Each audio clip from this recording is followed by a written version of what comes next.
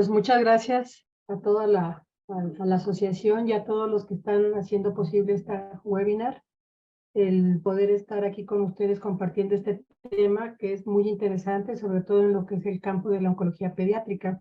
Hablar realmente de cáncer infantil actualmente pues en todo el mundo es un reto y a diferencia de lo que sucede con pacientes adultos, la posibilidad de curación en pacientes pediátricos es realmente muy alta. Entonces, vamos a entrar de lleno al tema. Tenemos que partir de una definición realmente de lo que es la leucemia.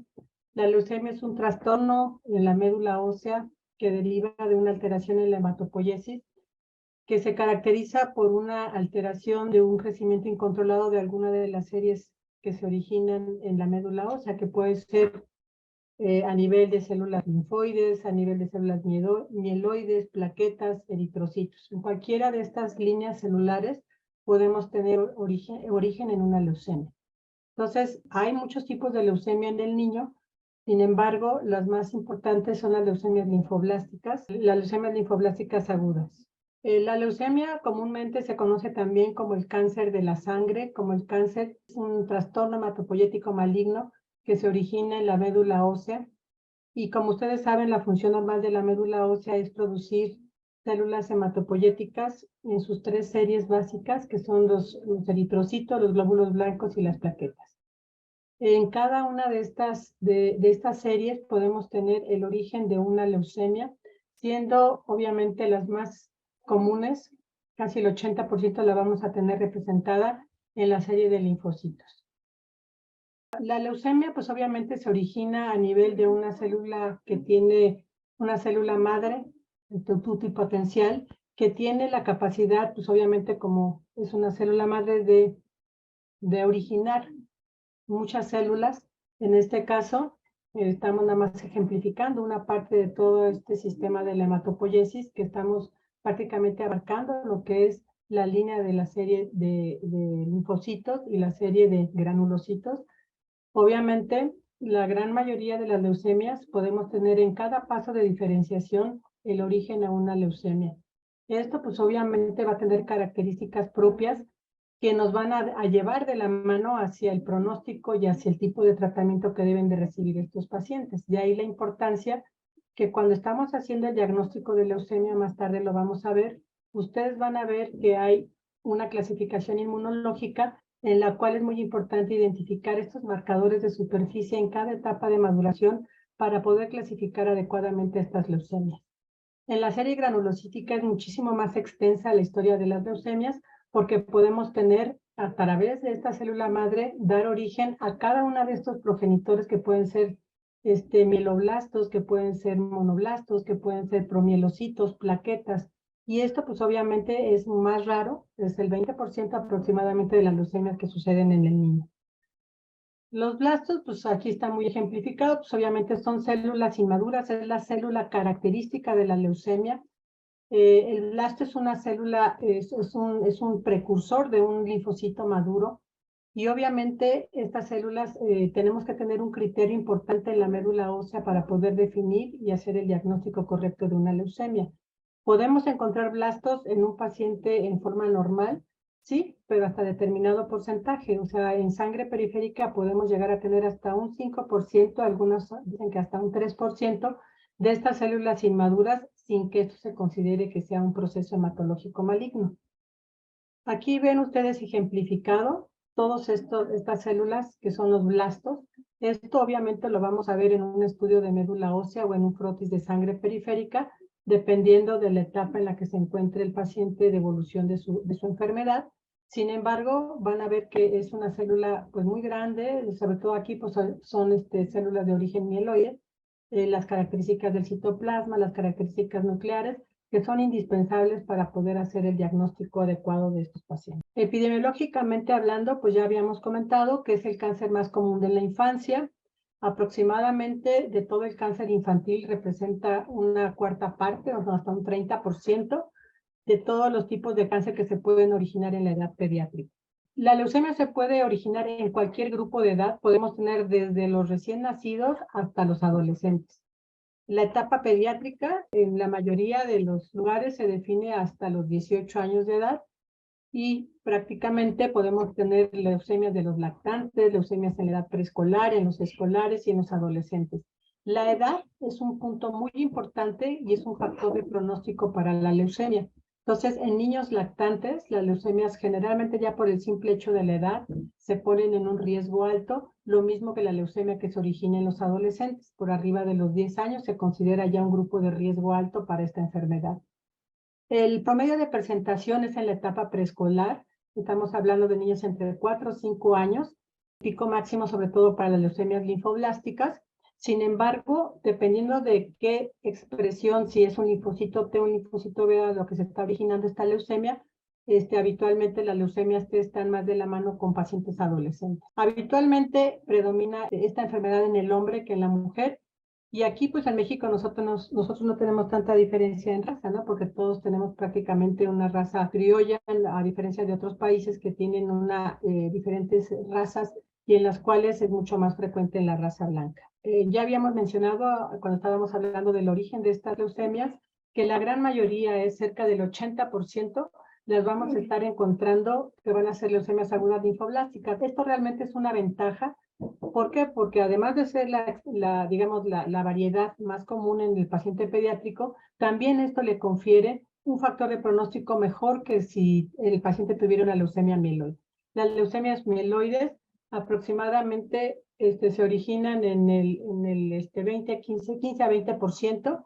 Las leucemias crónicas son realmente poco frecuentes en la edad pediátrica, hasta un 2%. Esto sucede más en el paciente adulto, inclusive en los pacientes ancianos, y los síndromes mielodisplásicos que también son poco frecuentes en la edad pediátrica. Esto se ve más en la población adulta y muchas de estas leucemias están precedidas precisamente por estos síndromes mielodisplásicos antes de que se origine una leucemia. Ustedes ven aquí la prevalencia en México. Las leucemias, vean a través de los años, esta es una estadística tomada del extinto Seguro Popular. Sin embargo, esta tendencia permanece actualmente. Las leucemias son la causa más frecuente en México de cáncer, seguido de linfomas, tumores del sistema nervioso central y otros tumores sólidos como pueden ser los tumores germinales, sarcomas, osteosarcoma, etc. Esto es importante porque obviamente esto también refleja lo que está pasando a nivel mundial, que las leucemias verdaderamente son un problema de salud en el paciente oncológico. ¿Qué puede causar una leucemia? Aquí pues obviamente no tenemos un factor directamente que incida para que sea la causa directa de la enfermedad.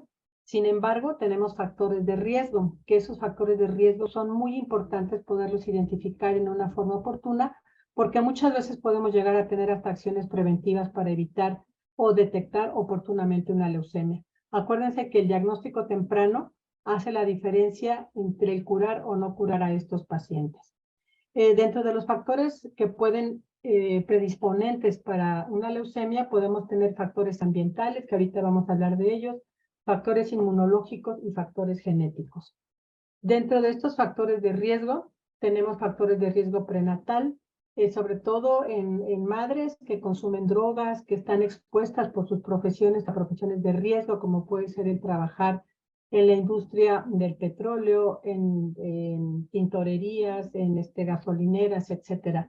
Factores infecciosos, aquí se ha tratado de dar alguna explicación, sobre todo si el origen de la leucemia puede ser ocasionado por un virus, como sucede en otras especies. Sin embargo, esto realmente no se ha demostrado en los humanos. Dentro de los factores ambientales pueden ser factores físicos, químicos y obviamente los biológicos en los que entran la genética.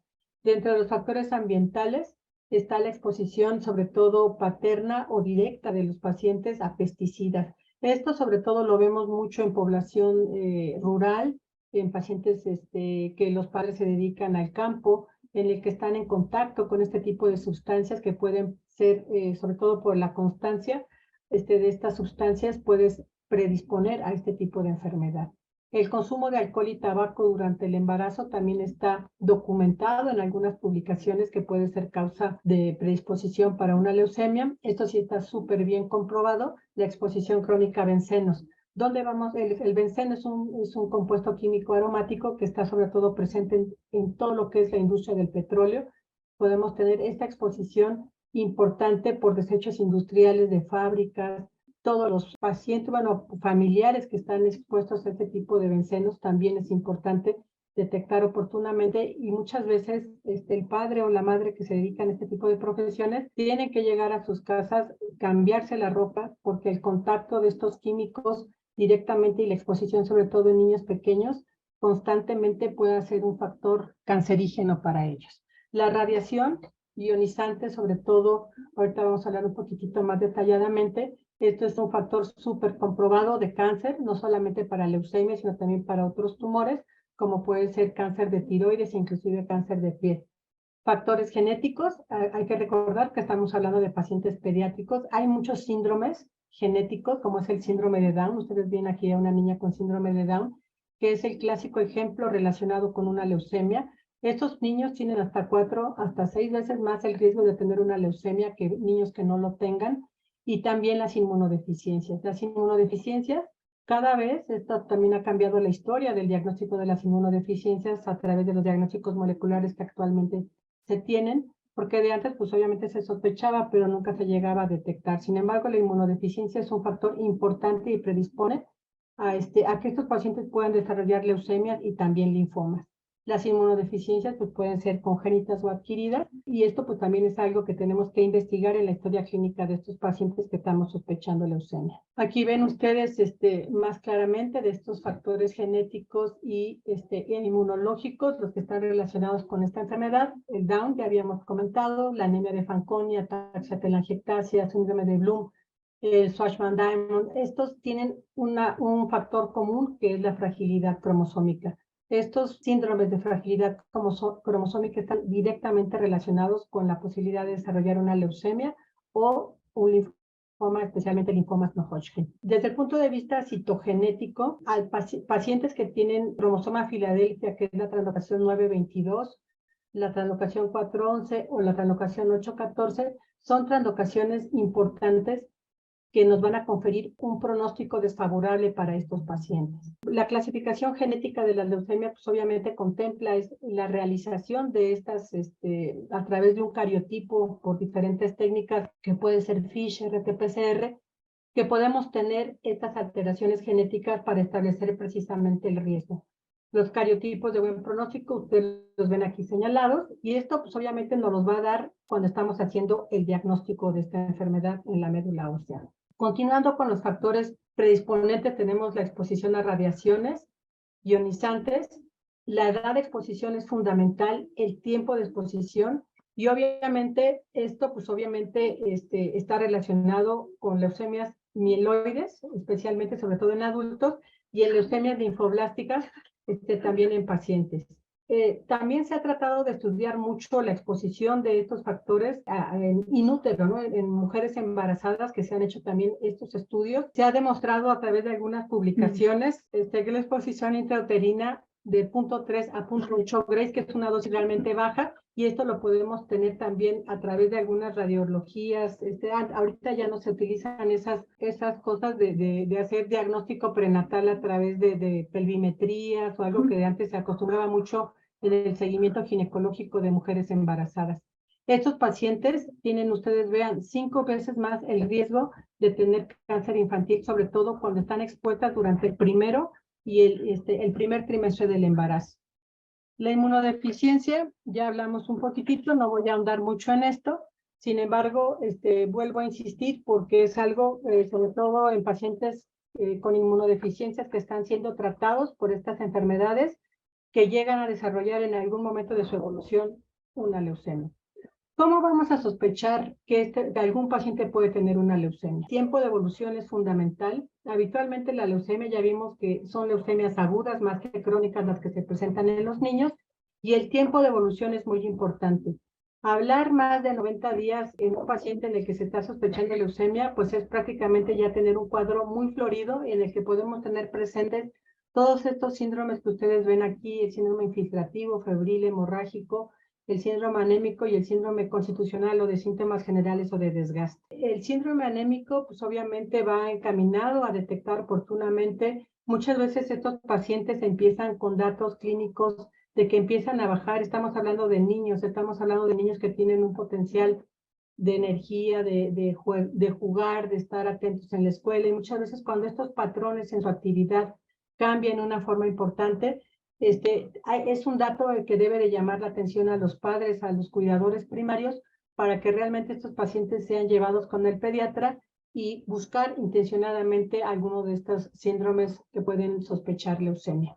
Cuando nosotros ya tenemos manifestaciones hemorrágicas, como puede ser la presencia de quimosis, petequias o francamente sangrados, pues obviamente el riesgo de que este paciente pueda tener alguna enfermedad hematológica, llámese benigna o maligna, se incrementa esa sospecha de leucemia. El síndrome doloroso, es muy importante el dolor óseo. El dolor óseo no solamente se establece porque sea un dolor óseo de crecimiento, estamos hablando de niños, ya vimos que son niños que están en etapa preescolar, la gran mayoría, o en etapa escolar, y en el cual el crecimiento pues obviamente no ha concluido y que esta manifestación puede estar presente en una forma normal sin que esto signifique que tenga una patología. Sin embargo, en pacientes que tienen dolor persistente, dolor que inclusive llegan a tener artralgias e inclusive inflamación de todas estas articulaciones y que es cambiante, estos pacientes son los que hay que estudiar cuidadosamente y hacer diagnóstico de una leucemia o inclusive de algunos otros problemas como pueden ser problemas inmunológicos como las artritis reumatoides o inclusive el lupus. Cuando ya tenemos un síndrome infiltrativo, estamos hablando de que ese paciente tenemos evidencia de alguna infiltración, sobre todo a nivel de ganglios.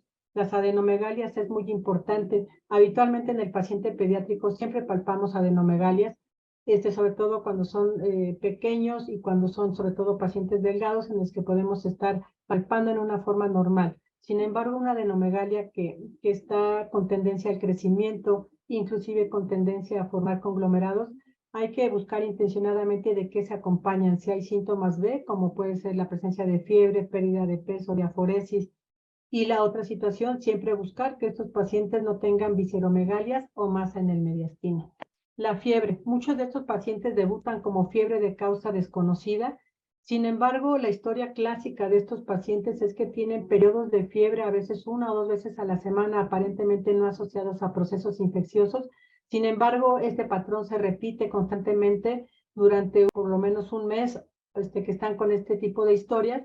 Estos pacientes deben de ser revisados y deben de ser estudiados en una forma, que ahorita vamos a ver dentro de los estudios de evaluación cuáles son los que se tienen que recomendar para un diagnóstico oportuno. El síndrome de consumo, pues obviamente la pérdida de peso, la dinamia y la hiporexia, eso ya nos habla de una etapa más avanzada de la enfermedad. Ustedes ven aquí el porcentaje de presentación de estos síntomas y signos. Vean ustedes, la fiebre es una causa muy importante. Recordar que en población pediátrica los procesos infecciosos siguen siendo la causa número 1 de fiebre.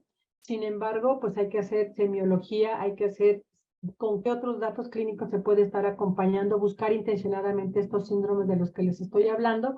Si estos pacientes se acompañan de visceromegalias, ganglios crecidos, dolor óseo u otros síntomas, obviamente esta sospecha se va a incrementar y estos pacientes tienen que ir oportunamente a estudios de médula ósea para confirmar el diagnóstico. Esta es la estadística en 391 niños mexicanos. Vean ustedes la fiebre, era un dato importante. Manifestaciones de síndromes infiltrativos, como pueden ser las adenomegalias en varios sitios, que esto pues obviamente lo hace una correlación con todo lo que estábamos hablando. Es muy importante el tiempo de evolución en esta enfermedad. ¿Por qué? Porque la leucemia se origina obviamente en la médula ósea, es una enfermedad en la cual se está propagando, digamos, hematológicamente, y que estos pacientes pueden tener infiltración, sobre todo dependiendo de la carga tumoral a nivel extramedular, como puede ser el sistema nervioso central, en los niños también los testículos, y masas mediastinales, que obviamente el simple hecho de tener estas visceromegalias, esta carga tumoral extramedular, le confiere un factor de pronóstico desfavorable. Para buscar intencionadamente este síndrome infiltrativo es muy importante. A los niños en los que estamos sospechando leucemia hay que revisar todo, aunque nada más vayan por un dato clínico. Estos pacientes deben de ser revisados muy minuciosamente, buscar intencionadamente datos en la exploración física que nos puedan ir acompañando hacia dónde vamos con estos niños.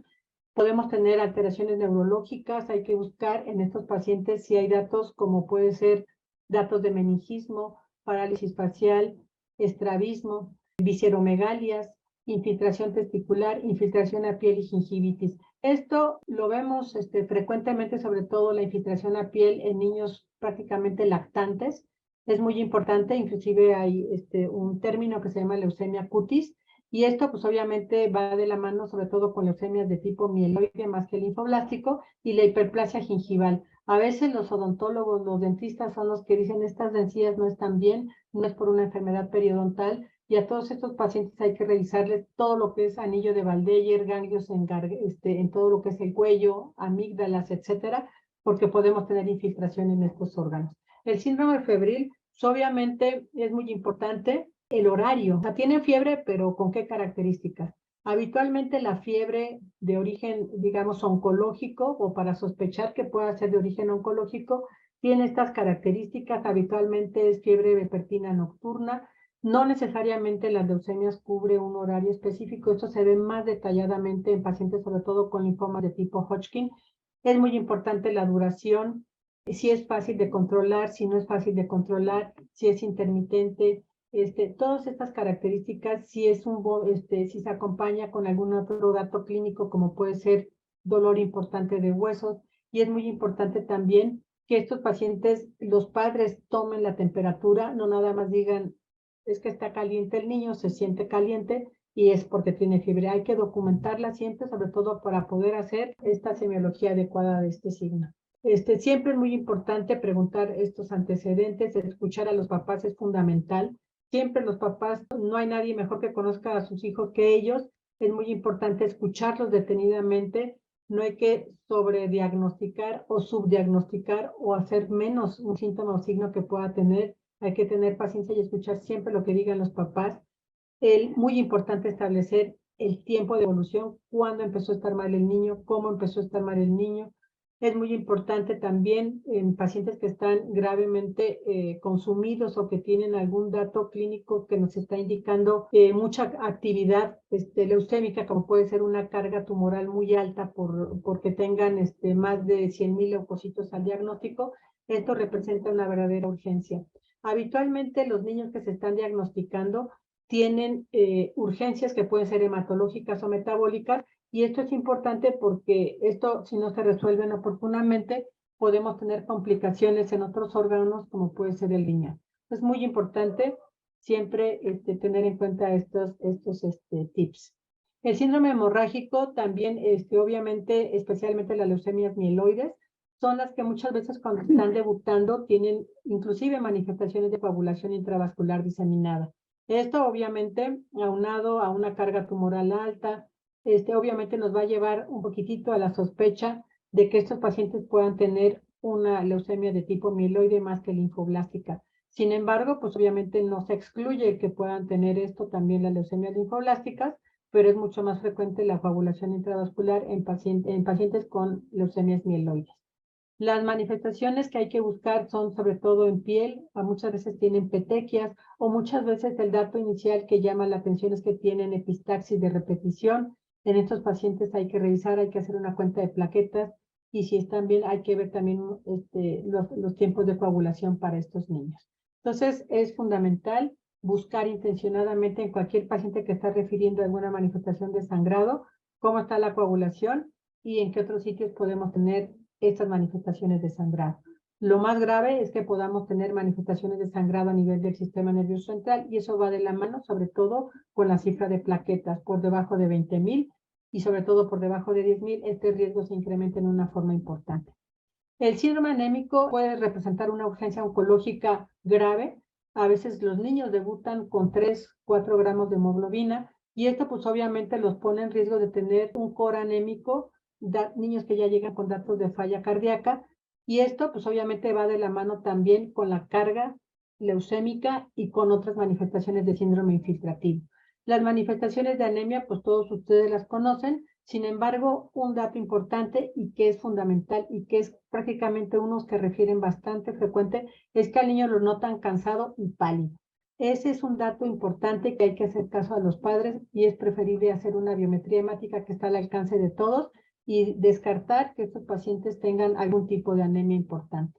Ya cuando tenemos una anemia grave, pues vamos a tener manifestaciones con repercusión hemodinámica, como puede ser el cansancio, o manifestaciones inclusive de taquicardia, soplo y irritabilidad, sobre todo en niños pequeños. ¿En qué debo de fijarme en la biometría hemática? En todos estos pacientes que tienen cualquiera de estos síntomas, el estudio que se debe de hacer por médicos de primer contacto, llámese médico general, pediatra, internista, con el médico que hayan ido, es sospechar y sobre todo hacer una biometría hemática. La biometría hemática es un estudio que nos aporta prácticamente, nos puede estar llevando de la mano al diagnóstico. El diagnóstico obviamente nunca lo haremos en una biometría hemática, aunque tenga un porcentaje de blastos. Esto siempre se tiene que confirmar en la médula ósea. Entonces, tenemos que ser muy cuidadosos, tenemos que fijarnos en las 3 series básicas en la sangre periférica, como es la cifra de leucocitos.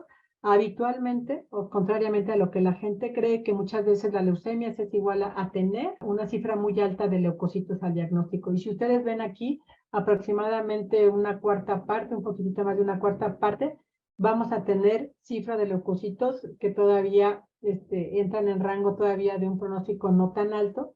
Sin embargo, cifras de leucocitos en sangre periférica por arriba de 50,000 representa un factor de riesgo importante, es un factor pronóstico desfavorable. El 50% de estas leucemias van a debutar con cifras normales de leucocitos. Entonces, cuando tenemos más de 50,000 o inclusive hiperleucocitosis, que es por arriba de 100,000, estos pacientes tienen una urgencia oncológica, deben de ser hospitalizados y se debe de buscar intencionadamente otra urgencia que puede ser el síndrome de lisis tumoral. La hemoglobina ya hablábamos un poquitito de la para poder hacer el grado y poder clasificar adecuadamente el grado de anemia. Esto va a depender obviamente de la cifra de hemoglobina, del hematogrito en estos pacientes por debajo de 7 gramos. Estos pacientes muchas veces llegan corriendo sin ninguna manifestación clínica, pero porque los niños tienen un poder de adaptación importante y ya cuando hacen falla cardíaca es porque realmente ya tienen algún tiempo de evolución con esta alteración en la hemoglobina. Las plaquetas. También las plaquetas es importante. Tenemos plaquetopenia con algún otro trastorno, con alguna otra serie en la biometría hemática, es un dato importante para sospecha de leucemia. Las plaquetas pueden también estar bajas por diferentes padecimientos benignos, como pueden ser las púrpuras. Sin embargo, en estos pacientes es muy importante determinar si esa plaquetopenia está teniendo una repercusión con otra manifestación que sería los sangrados, ¿no?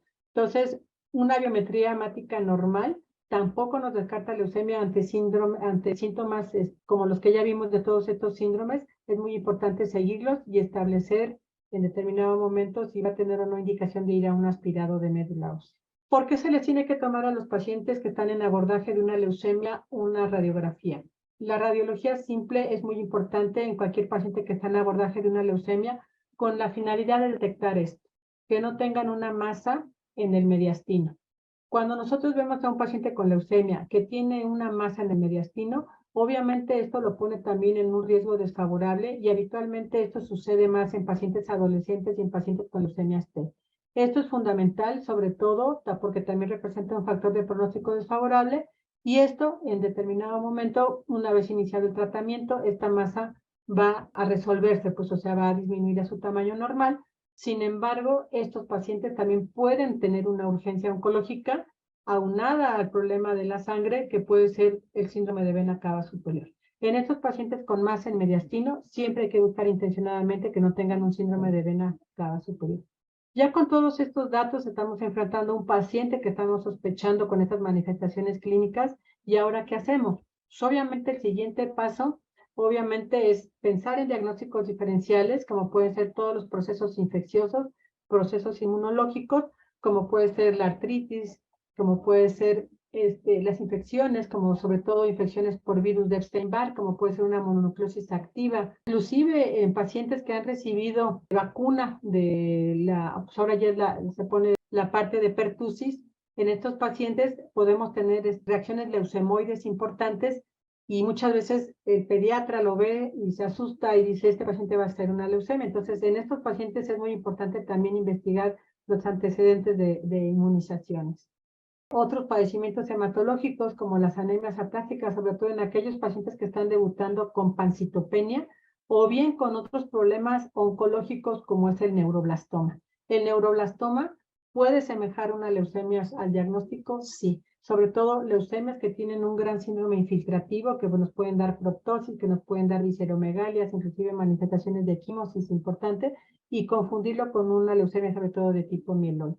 Ya resumiendo un poco más, las condiciones no malignas, que son de las que ya estábamos hablando, porque estos pacientes tienen dolor, tienen fiebre, y todas estos padecimientos pueden tener estas manifestaciones, problemas oncológicos, sobre todo neuroblastoma, algunos sarcomas, el retinoblastoma y otras causas como el síndrome hiperiosinofílico.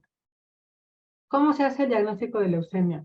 El diagnóstico se tiene que hacer a través de un estudio de médula ósea. El aspirado de médula ósea, digamos, es el gold standard para hacer el diagnóstico. En muy pocos casos, en leucemias linfoblásticas, está indicado hacer una biopsia, a diferencia de lo que sucede con las leucemias mieloides, en los cuales hay necesidad de hacer ese tipo de complementarlo con biopsias, porque muchas veces hay mucha fibrosis y es insuficiente la cantidad de muestra que podemos tener para hacer un diagnóstico confiable.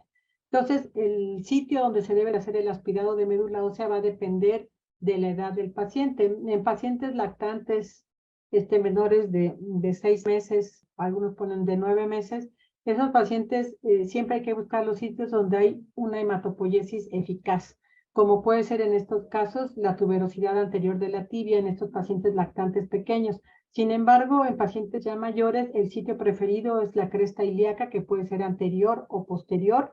Habitualmente nosotros preferimos la posterior, es menos dolorosa para el paciente, es más cómodo hacer un aspirado en esta zona. Y el esternón nunca va a ser un sitio en pacientes pediátricos. ¿Por qué? Porque prácticamente no hay una hematopoiesis eficaz en este grupo de edad. También las vértebras que se llega a hacer en los cuerpos vertebrales, esto también es más en la práctica del paciente adulto que del paciente pediátrico.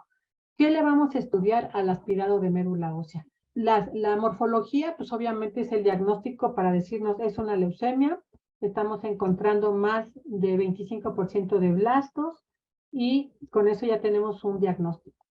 Sin embargo, a través de la morfología tenemos que establecer qué tipo de leucemia es, si es una leucemia de tipo linfoblástico o mieloide, y de estas, qué subvariedad. Muchas veces es difícil a través de la morfología hacer este tipo de subvariedades y poderlas establecer con precisión, por lo cual lo que nos va a estar dando todo esto, pues obviamente va a ser el estudio inmunológico, que es a través de la citometría de flujo. Hay un panel en el cual se van a ya predeterminado, en el cual se va a hacer un marcaje de todos estos anticuerpos o de clústeres de diferenciación que están en la superficie del blasto, y nos van a decir el tipo de linaje, si es una leucemia T, si es una leucemia B, si es una leucemia mieloide, y esto pues obviamente nos va a poder definir qué tan inmadura o qué tan madura puede ser esa leucemia. Esto es importante porque esto nos va a permitir señalar, sobre todo establecer el tratamiento adecuado. El estudio genético es fundamental. Ya hablábamos un poco de las alteraciones de bueno y de mal pronóstico en estos pacientes, y el estudio de biología molecular, sobre todo en estos pacientes que están expresando translocaciones o que están expresando alguna alteración estructural en los cromosomas, ver y buscar estas manifestaciones de genes de fusión y pues ya más sofisticadamente pues todas las vías de señalización de crecimiento celular, ¿no? Que eso pues obviamente es lo nuevo, y eso es lo que nos está llevando a nuevas estrategias de tratamiento como pueden ser los blancos terapéuticos. Otro estudio indispensable en pacientes que estamos ya prácticamente que establecimos que se trata de una leucemia es el estudio del análisis de líquido cefalorraquídeo, que lo vamos a hacer a través de una punción lumbar. Esto se hace un estudio citológico y búsqueda de blastos intencionadamente para poder clasificar en qué etapa de infiltración del sistema nervioso se van a encontrar. Entonces, ustedes tienen aquí algunas recomendaciones.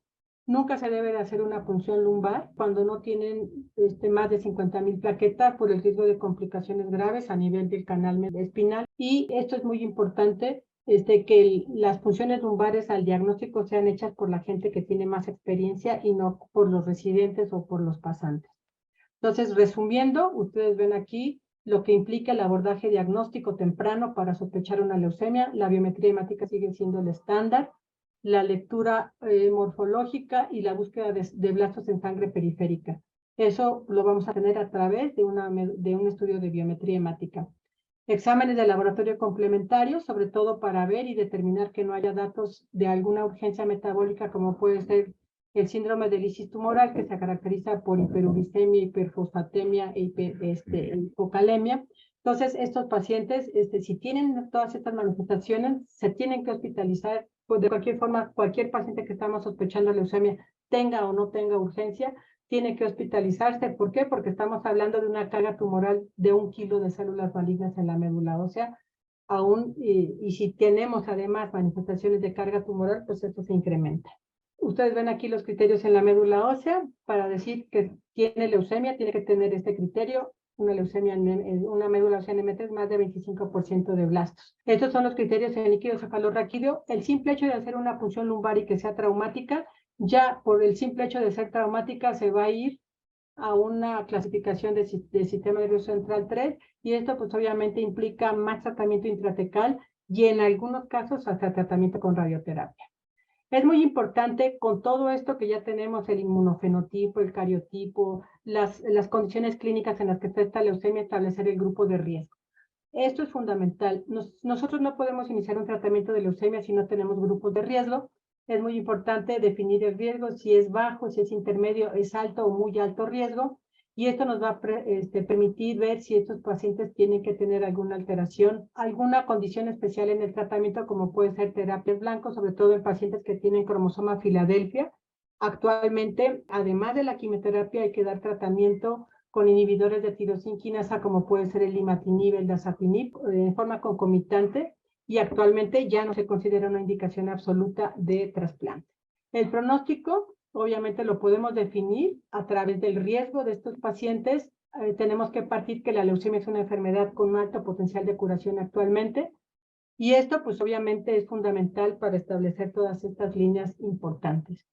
¿Cómo se trata una leucemia? Obviamente aquí pues no era el tema, sin embargo, pues actualmente e históricamente han habido grandes avances en todo lo que es el tratamiento de la leucemia, desde el inicio, que era al siglo pasado, por ahí de la década de a finales de los 60, principios de los 70, en lo que era el auge de la aparición de fármacos de quimioterapia, que actualmente siguen siendo los mismos a través de la historia.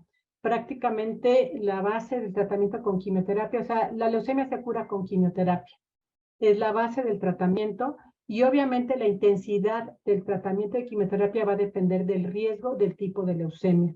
La duración del tratamiento también va a depender si es hombre o es mujer. Actualmente los protocolos que duran un poco más es en los hombres, y la explicación es porque tienen santuarios, que en este caso son los testículos, y que hay que dar un poco más de tratamiento para poder en determinado momento no tener datos de enfermedad residual mínima en estos santuarios. Terapia dirigida, ya les mencionaba, el ejemplo clásico aquí sería leucemias linfoblásticas que están expresando cromosoma Filadelfia. En este caso, además de quimioterapia, hay que dar inhibidores de tirosina quinasa, imatinib, dasatinib, nilotinib, que esto pues es importante y que actualmente ya es una realidad en México. Antes era poco accesible poder tratar a estos pacientes con estas terapias, actualmente ya se puede hacer esto.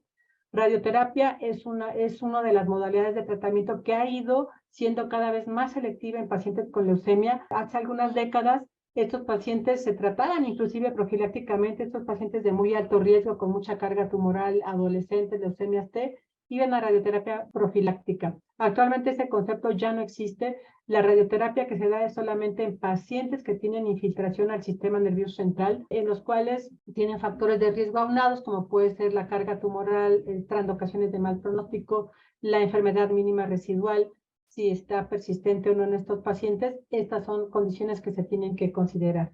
El trasplante de médula ósea también es un capítulo dentro de las leucemias importantísimo. También aquí han habido grandes avances, sobre todo desde la era de la selección de donadores. Antes, pues si no se tenía un hermano o un familiar, pues prácticamente no se podía hacer el trasplante. Actualmente ya hay muchas modalidades de trasplante halogénicos, como puede ser de donadores parcialmente relacionados, que puede ser la mamá o el papá, y obviamente con técnicas de depresión in vivo que se pueden hacer en estos pacientes. Es muy interesante realmente todo lo que es el capítulo de donadores para los diferentes tipos de trasplante. La inmunoterapia también está tomando una fuerza importante cada vez hay más recomendaciones de dar inmunoterapia concomitante con la quimioterapia. Sigue siendo el esqueleto del tratamiento, es la base, es la médula espinal del tratamiento. Sin embargo, el dar inmunoterapia, sobre todo en pacientes que están expresando vías de señalización tumoral, por ejemplo, en la vía de JAK, en la vía de tirosinquinasa, que se puede dar concomitantemente este tipo de anticuerpos monoclonales, por ejemplo, que van dirigidos que están expresando CD19, CD20, todos estos pacientes actualmente pueden tratarse con inmunoterapia y quimioterapia, y la intensidad de la quimioterapia, el objetivo es que se puede ir modificando, ya no ser tan intensos estos protocolos, y esto pues obviamente va a favorecer a que tengan menos secuelas a largo plazo. Está muy de moda todo lo que es la ingeniería de células T, de CAR T-cells, que se está hablando mucho para combatir la leucemia, sobre todo en pacientes que han fracasado a trasplantes. Y pues obviamente hay muchos ensayos clínicos a nivel mundial, sobre todo con terapias blanco, que se está explorando como primera línea de tratamiento para esta leucemia. El tratamiento de una leucemia pues se divide en diferentes fases, que es la fase de inducción. Sin embargo, dentro de esta fase hay una prefase, que es la fase de ventana con esteroide. Esta ventana de esteroide tiene un significado importante que permite ir disminuyendo la carga leucémica en una forma gradual.